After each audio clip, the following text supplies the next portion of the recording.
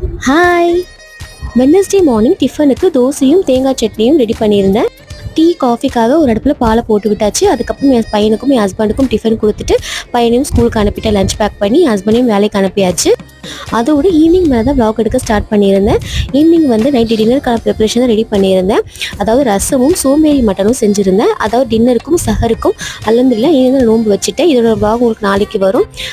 சோம்பேறி மட்டன் எப்படி பண்ணணும்னா, ஒரு மிக்சர் ஜாரில் ஒரு ஸ்பூன் மிளகு, ஒரு ஸ்பூன் ஜீரகம், 1/2 ஸ்பூன் பெருஞ்சீரகம், 2 பட்டை, 2 லவங்கம், 2 ஏலக்காய், ஒரு 6 வரமிளகாய், ஒரு முழு பூண்டு, ஒரு சின்ன துண்டு இஞ்சி போட்டு ஃபைன் பேஸ்ட்டாக அரைச்சி வச்சுக்கேன்.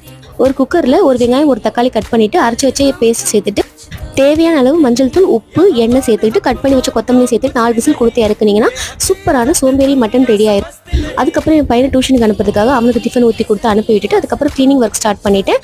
இதோட கண்டினியூஷன் உங்களுக்கு அடுத்த வீடியோவில் அப்லோட் பண்ணுறேன். அது வரைக்கும் என் சேனல் சப்ஸ்கிரைப் பண்ணி வச்சுக்கோங்க. பாய்.